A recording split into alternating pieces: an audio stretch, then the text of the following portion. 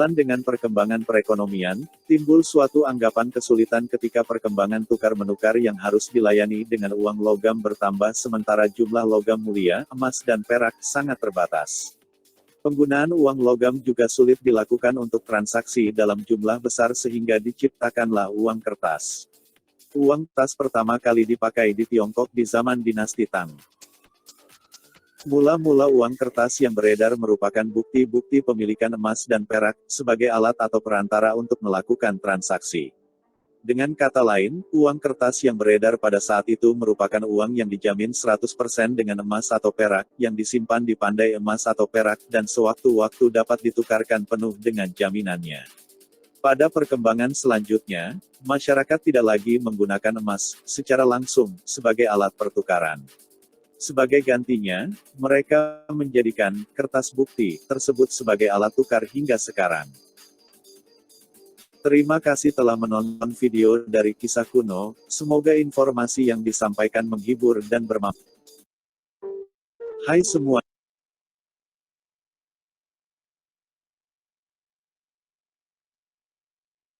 Ya, sudah ya. Tadi sudah melihat tayangan tentang sejarah uang.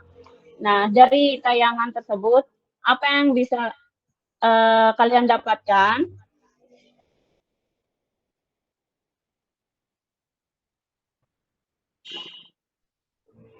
Tentang Ya, perkembangan Indi, silakan. tentang perkembangan uang ya, Bu ya.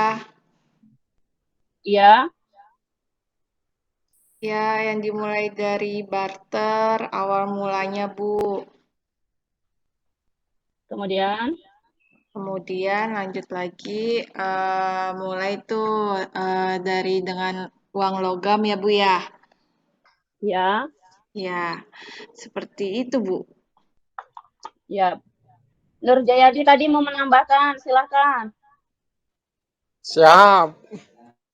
Jadi kalau yang saya tanggapi dari video tadi, itu yang pertama menceritakan tentang sejarah dan perkembangan mata uang. Kemudian ada juga jenis-jenis uang, tadi disebutkan uang kartal sama uang giral. Jadi dari waktu ke waktu, ini uang mengalami perkembangan. Gitu, Bu. Ya, baik sekali ya. Ada lain yang mau menambahkan? Cukup ya.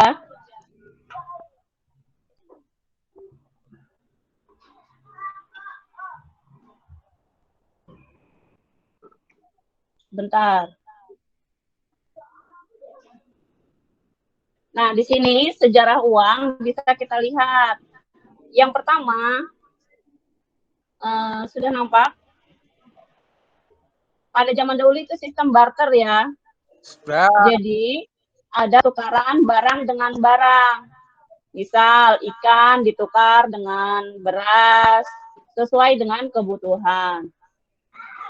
Kemudian, lama-lama, pertukaran barter ini banyak kesulitannya. Salah satunya, kita tidak bisa menemukan orang yang cocok untuk menukarkan barang yang kita butuhkan.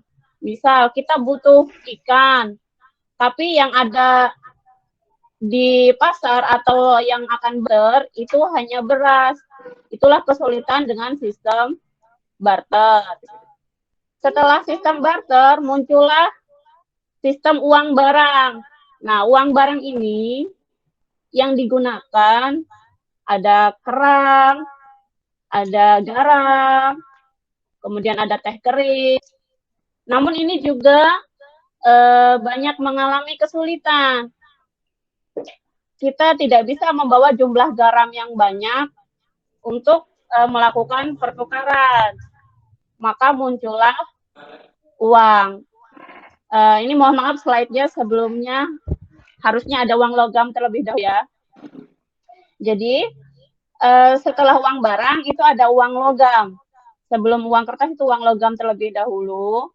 Namun karena uang logam itu tidak bisa dibawa dalam jumlah banyak dan bahannya juga itu kan kebanyakan terbuat dari perak dan emas, Jadi banyak yang uang tersebut dilebur, dijadikan perhiasan, tidak dijadikan uang.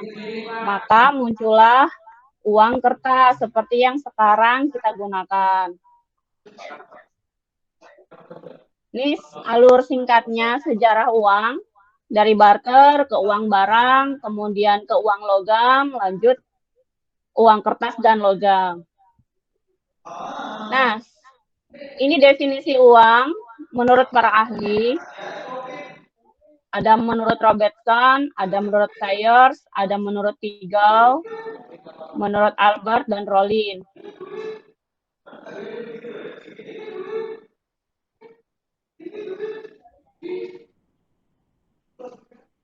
Sekarang kembali lagi. Menurut kalian uang itu apa sih? Kita udah belajar sejarahnya nih. Menurut kalian uang itu apa?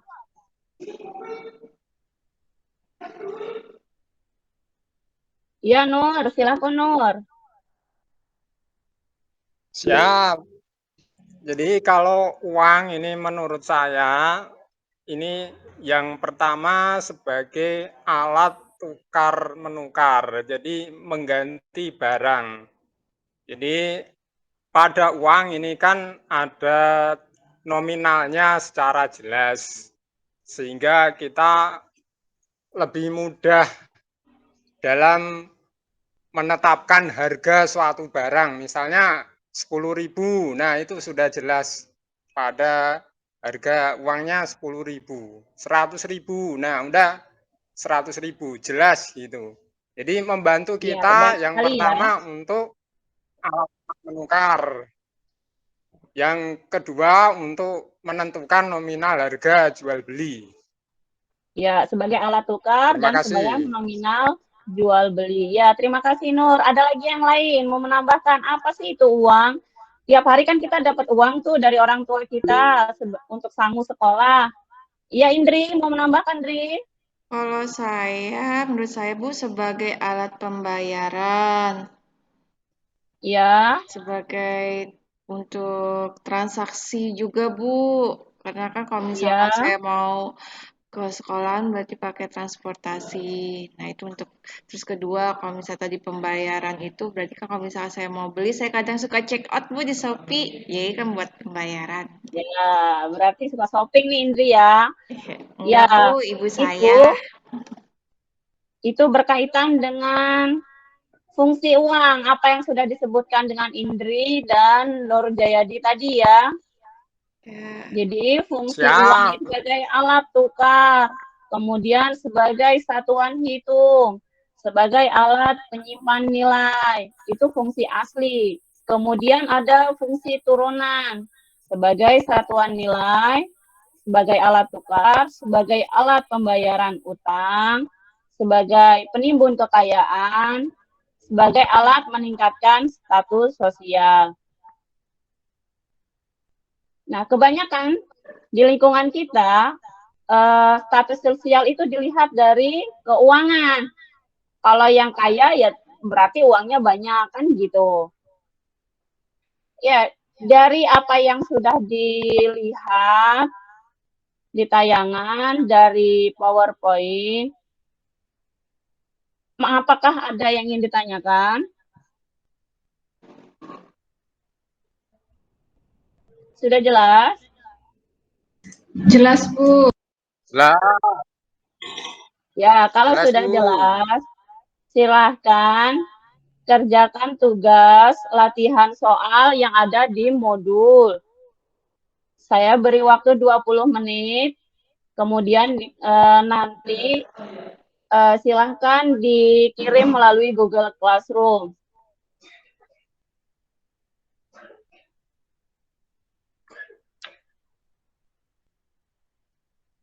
Untuk pertemuan berikutnya, kita akan membahas tentang jenis-jenis uang. Pertemuan hari ini cukup sampai di sini. Selain tugas latihan soal yang di classroom, silakan kerjakan tugas di LKPD, nanti dikumpulkan pada pertemuan minggu berikutnya. Pertemuan hari ini cukup sekian. Saya akhiri. Assalamualaikum warahmatullahi wabarakatuh. Waalaikumsalam. Waalaikumsalam. Waalaikumsalam warahmatullahi